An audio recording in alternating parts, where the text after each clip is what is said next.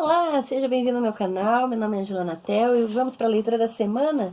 E hoje eu gostaria de compartilhar uma leitura desse livro aqui da Angela Davis, Mulheres, Cultura e Política. Um livro fantástico, aliás, qualquer coisa que a Angela Davis escreve é fantástico. Vamos lá para um trecho, então. Quando examinamos as forças políticas responsáveis pela violação do direito das mulheres negras à saúde, fica evidente que a crescente militarização da nossa economia é a principal culpada. A política de saúde para as mulheres negras também é diretamente influenciada pela agressão generalizada à democracia nesse país, que atingiu o ponto alto durante os anos Reagan.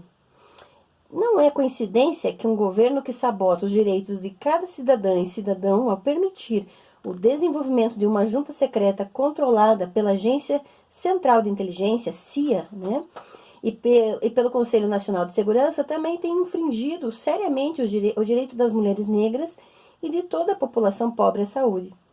A audiência judicial do caso Irã-Contras revelou em que medida fomos rapidamente conduzidos na direção de um Estado policial.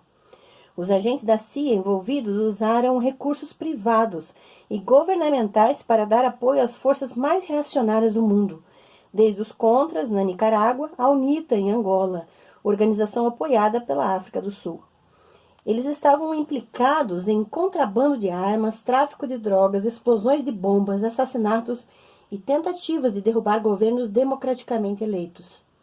Durante os anos Reagan, o poder executivo foi dominado por membros da direção de empresas e do alto escalão das Forças Armadas. Essas pessoas continuaram a servir as corporações monopolistas ao mesmo tempo que colocavam em prática as políticas beligerantes das Forças Armadas. Ao levar a cabo guerras não declaradas em várias partes do mundo, foram responsáveis por uma guerra interna contra a população pobre, uma guerra cujas frentes de batalha envolviam cortes nos serviços de saúde que tiveram efeitos tão prejudiciais às mulheres negras. Em 1987, Reagan nomeou o ultraconservador Robert Bork para a Suprema Corte, o que representou mais uma ofensiva contra a assistência social para as mulheres negras e outras pessoas que sofrem com o racismo, o sexismo e a exploração econômica. Com o senador Edward Kennedy, observou de modo tão perspicaz: a América de Robert Bork é uma nação onde as mulheres seriam forçadas a abortos clandestinos. A população negra se sentaria em balcões segregados nas lanchonetes. A polícia desonesta arrombaria a porta da casa das pessoas em incursões noturnas. Felizmente, forças progressistas se uniram e conseguiram bloquear a confirmação do juiz Bork na Suprema Corte.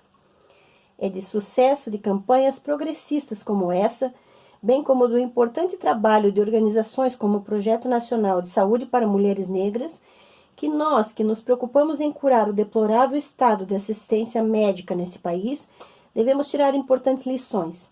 Devemos aprender a situar de modo sistemático a nossa luta por um atendimento de saúde de acesso universal em seu contexto social e político mais amplo. Devemos reconhecer a importância de levantar nossas vozes contra forças tão retrógradas quanto o Robert Bork e o conservadorismo obsoleto que ele representa. Devemos nos envolver no movimento contra o apartheid, em solidariedade a nossas irmãs e nossos irmãos da África do Sul, que não apenas sofrem com os perversos efeitos de um sistema de saúde negligente, como são diariamente assassinados a sangue frio pelo governo sul-africano. Devemos nos opor de forma ativa aos contínuos pedidos de nosso governo por apoio ao Congresso para financiar os contras. Não devemos permitir que nossas irmãs e nossos irmãos da Nicarágua, cujos esforços revolucionários possibilitaram a gratuidade do atendimento de saúde para toda a população de seu país de modo igualitário, sofram uma derrota. Enquanto lutamos por essas vitórias mais amplas, devemos também aprender a aplaudir as pequenas conquistas.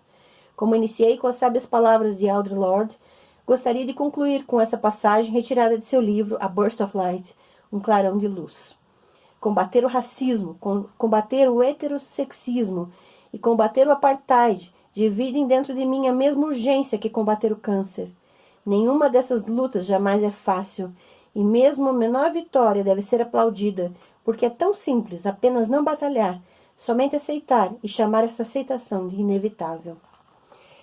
Esse texto retirada dos escritos de Angela Davis, né, das décadas de 80, 90, são importantíssimos para nós hoje, principalmente porque desconhecer a história é estar fadado a repeti-la. Peter Burke, né, a gente já sabe que os historiadores vivem nos alertando a respeito.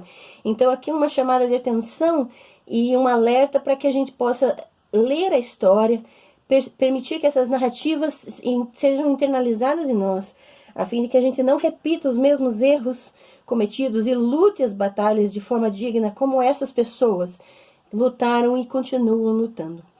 Boa semana para vocês, boas leituras, e vamos espalhar conhecimento e principalmente conhecimento crítico da história por aí.